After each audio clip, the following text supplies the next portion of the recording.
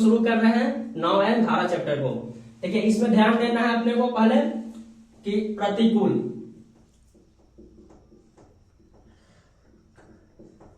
प्रतिकूल यानी कि वो धारा के विपरीत दिशा में चलेगा, यानी कि अप स्ट्रीम, इसका इंग्लिश होगा अप स्ट्रीम। और एक आएगा अनुकूल यानी कि धारा के साथ में, जिसको हम लोग बोलेंगे डाउन स्ट्रीम।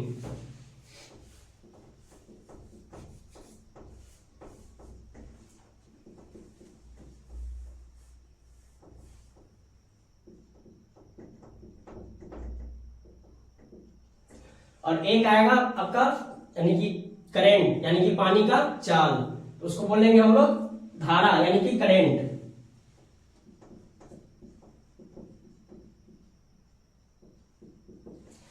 ये तीन चीज पे आपका बेस है नाव एंड धारा का चैप्टर, ठीक है। तो अपने को याद रखना पड़ेगा प्रतिकूल यानी अप स्ट्रीम, और ये अनुकूल यानी डाउन स्ट्रीम, और एक धारा करेंट। एक और याद रखिएगा, जो शांत जल में नाव का चाल, यानी जब पानी नहीं बह रहा होगा, स्थिर रहेगा पानी, जैसे तालाब का पानी हो गया, वहां पे अगर नाव चलाएंगे तो वो हो जाएगा सिर्फ नाव का चाल, तो उसको बोलेंगे हम लोग शांत जल में नाव की चाल, ठीक है ना, सिर्फ नाव की चाल।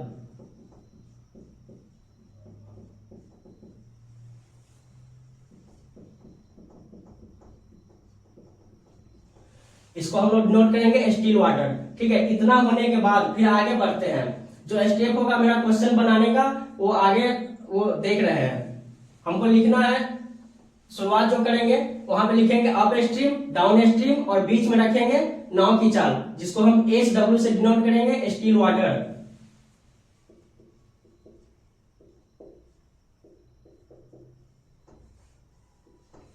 यानी ये तीन चीज को अपने क्या करना है, लिखना है। हर एक क्वेश्चन में तीन चीज को लिखना रहेगा, ठीक है ना। अप स्ट्रीम, डाउन स्ट्रीम, और बीच में रहेगा SW यानी कि शांत जल में नाव की चाल। तो इतना तक समझ जाने के बाद क्वेश्चन बनाना कैसे है, क्वेश्चन बनाने का शुरुआत कैसे करेंगे। देखिए क्वेश्चन में डाउन स्ट्रीम, अप स्ट्रीम और एक रहेगा शांत जल में नाव की चाल, ये तीनों अपने को याद रखना पड़ेगा। और क्वेश्चन जैसे क्वेश्चन दिखेंगे कि वो नाव और धारा का है, वैसे ही एक लाइन में हमको लिख लेना है अप स्ट्रीम, डाउन स्ट्रीम और शांत जल में नाव की चाल। तो उसके लिए लिखना है अप स्ट्रीम, उसके बाद बीच में रखेंगे शांत जल में नाव की चाल यानी SW स्टिल वाटर, ठहरा हुआ पानी में। उसके बाद डाउन स्ट्रीम यानी कि पानी के साथ बह रहा है, उसी के दिशा में बह रहा है, पानी की दिशा में नाव जा रहा है। तो क्वेश्चन देखते हैं, क्वेश्चन के सॉल्व करेंगे तो ज्यादा समझ में आएगा। क्वेश्चन बोल रहा है एक नाव धारा की दिशा में 6 किलोमीटर की चाल से जाता है, यानी जिधर धारा बह रहा है उधर ही नाव को अगर चलाएंगे तो वह 6 किलोमीटर पर घंटा की चाल से जाएगा। और आगे बोल रहा है धारा के विपरीत दिशा में वह 4 किलोमीटर की चाल से जाता है, यानी अगर धारा अगर उत्तर की ओर बढ़ रहा है तो नाव हमको दक्षिण की ओर चलाना है। तो जब वो नाव विपरीत दिशा में चल रहा है तो 4 किलोमीटर पर घंटा की चाल से चल रहा है। फिर आगे कह रहा है तो शांत जल में नाव की चाल ज्ञात करें, यानी कि स्टिल वाटर, रुका हुआ जल में नाव कितना की स्पीड से चलेगा, वो हमको निकालना है क्वेश्चन में। तो क्वेश्चन पढ़ लिए, पहला काम है क्वेश्चन पढ़ना, उसके बाद ये एक लाइन में ये लिखना रहेगा अप स्ट्रीम, डाउन स्ट्रीम और बीच में रहेगा SW, ठीक। उसके बाद देखिए अप स्ट्रीम यानी कि धारा के विपरीत दिशा में, तो कितना चाल दिया हुआ है 4 किलोमीटर पर घंटा, यहाँ देखना 4 किलोमीटर पर घंटा यहाँ पे लिख लेंगे। उसके बाद डाउन स्ट्रीम, डाउन स्ट्रीम में कितना दिया हुआ है 6 किलोमीटर पर घंटा, यानी कि धारा के दिशा में ही जा रहा है 6 किलोमीटर पर घंटा, तो यहाँ लिख लेंगे 6 किलोमीटर पर घंटा। उसके बाद बीच वाला के लिए बताया था कि दोनों का जोड़ के क्या करना है, आधा कर देना है। शांत जल में नाव की चाल के लिए दोनों को जोड़ के आधा कर देंगे, तो 6 और 4 कितना हो जाएगा, 6 4 10, 10/2 यानी 5, यानी क्वेश्चन का मेरा आंसर आ गया 5 किलोमीटर पर घंटा।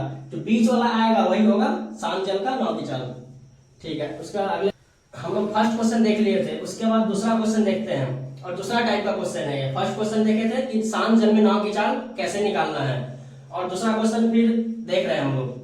क्वेश्चन कह रहा है एक तैराक धारा की दिशा में 10 किलोमीटर पर घंटा की चाल से जाता है, यानी तैर सकता है, और वह धारा की विपरीत दिशा में 6 किलोमीटर पर घंटा की चाल से तैर सकता है। तो बताया धारा की चाल कितना है, यानी कि एक तैराक का डाउन स्ट्रीम का दे दिया है चाल, अप स्ट्रीम का चाल दे दिया है, और पूछ रहा है धारा की चाल, यानी कि पानी कितना की स्पीड से बह रहा है। तो सबसे पहला काम क्या करना है, अप स्ट्रीम, डाउन स्ट्रीम और बीच में SW लिख लेना है। वही कर रहे हैं, अप स्ट्रीम, यहाँ पे डाउन स्ट्रीम और बीच में लिखना है SW यानी कि स्टिल वाटर में चाल कितना है नाव का वो लिख लेना है। और जो जो दिया है उसको उसके सामने में लिख लेना है। धारा की दिशा में 10 किलोमीटर पर घंटा यानी कि डाउन स्ट्रीम दिया हुआ है, धारा के साथ बह रहा है नाव, तैराक यहाँ दिया हुआ है तो तैराक धारा के दिशा में बह रहा है। डाउन स्ट्रीम में कितना दिया हुआ है 10 किलोमीटर पर घंटा, तो यहाँ पे लिख लेंगे 10 किलोमीटर पर घंटा, ठीक है। उसके बाद धारा की विपरीत दिशा में यानी कि अप स्ट्रीम कितना दिया हुआ है 6 किलोमीटर पर घंटा, उसको लिख लेंगे 6 किलोमीटर पर घंटा अप स्ट्रीम के सामने। और उसके बाद मेरा काम रहेगा नाव का चाल निकाल लेना, शांत जल में कितना स्पीड से चलेगा। यानी यहाँ पे तैराक दिया है तो तैराक कितना की स्पीड में शांत जल में रुका हुआ जल में वो तैर सकता है, वो निकालने के लिए बताए थे। दोनों का जोड़ के क्या करना है, आधा कर देना है। 6 और 10 का जोड़ होगा 16, उसका आधा आएगा 8, उसको बीच में लिख देंगे, ठीक। यानी कि तैराक अगर पानी रुका हुआ है तो 8 की स्पीड से तैर सकता है। लेकिन क्वेश्चन आगे ये बोल रहा है कि धारा की चाल कितनी है, धारा यानी कि रुका हुआ मतलब धारा यानी कि पानी कितना की स्पीड से बह रहा है वो हमको निकालना है। तो उसके लिए बताया नहीं थे, यहाँ पे सीख लीजिए क्वेश्चन में। वो निकालने के लिए करना क्या है कि नाव का जो चाल होगा रुका हुआ चाल और जो वह पानी के साथ बह रहा है, अगर पानी के साथ बह रहा है उसमें से हम नाव का चाल घटा लेंगे तो मेरा धारा का चाल आ जाएगा।